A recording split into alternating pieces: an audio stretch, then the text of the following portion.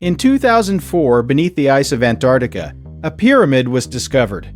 Not by archaeologists, but by filmmakers who built it to house a secret more compelling than any mere monster fight. A story about the purpose of monsters themselves.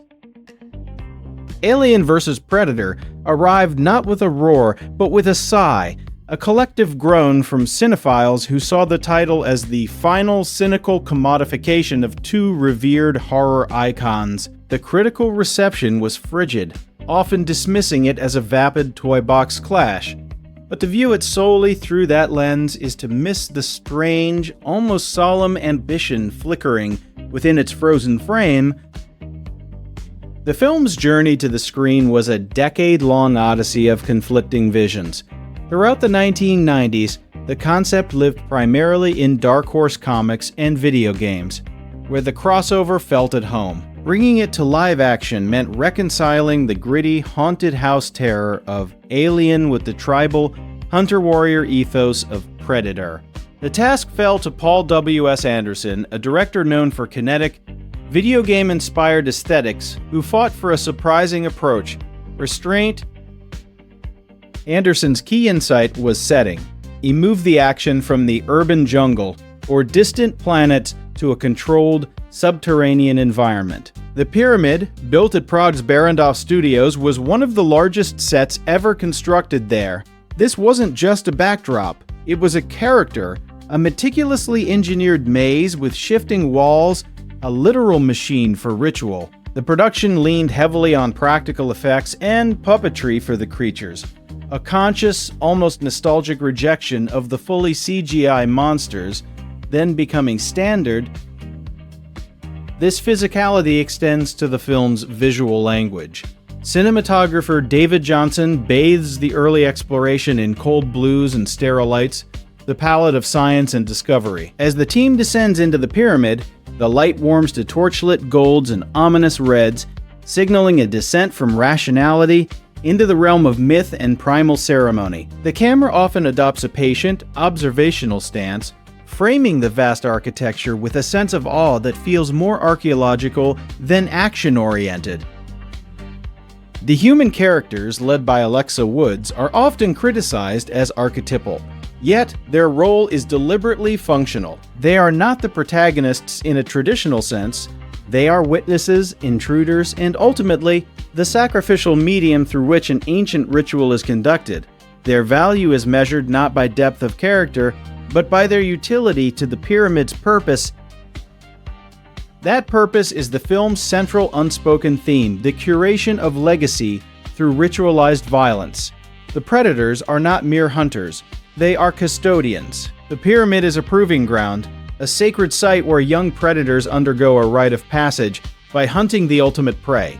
The aliens are not an invading plague here, but a cultivated crop, livestock bred for the hunt. This recontextualizes both species. The alien, Ridley Scott's perfect organism born from violation and despair, is reduced to a ceremonial tool. Its horror is institutionalized. The predator, John McTiernan's hyper-masculine specter of war, is reframed as part of a rigid, honor-bound culture.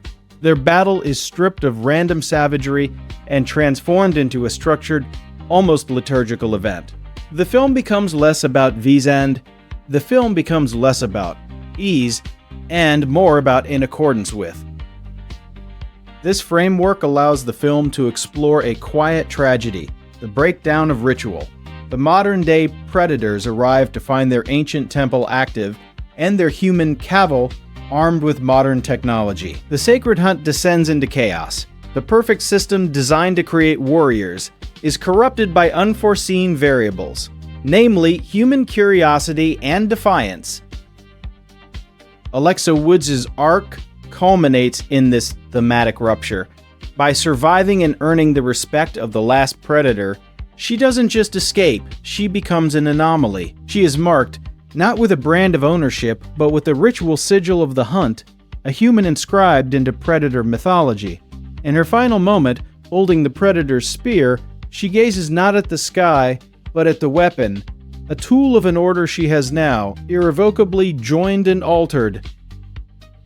The film's conclusion is often seen as a sequel hook, but it functions as a poignant coda. The Predator ship departs, carrying the body of its fallen comrade back to the stars.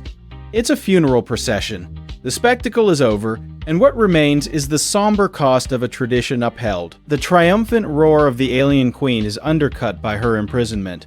She is a trophy, not a victor.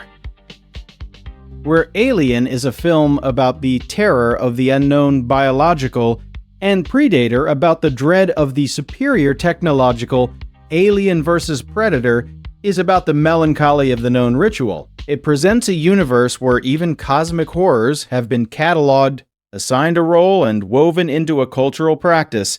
The true horror becomes the entropy of that order.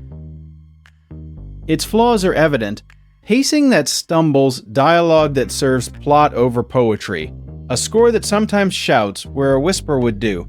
Yet to dismiss it is to ignore its peculiar conviction. It treats its B-movie premise with a movie solemnity, building not just a set, but a belief system. In the end, Alien vs. Predator is less a battle royale and more a frozen cathedral. Its corridors echo not just with the screeches and clicks of monsters, but with the echoes of intention. It is a film that built a temple to its own monsters, and then, with genuine curiosity, asked what gods they might serve. In that question, buried deep beneath the ice of its reception, lies its unexpected and enduring insight. Thank you for watching until the end. We pour our passion into every single video essay, exploring the stories behind the movies we all love. If you stumbled upon this video by chance, there is a very high probability you might never see our channel again in your feed. So please, take a moment to hit that subscribe button, leave a like, and ring the bell. We are actively growing this community of cinema lovers, and your support is what helps us make our content better and more insightful every single day.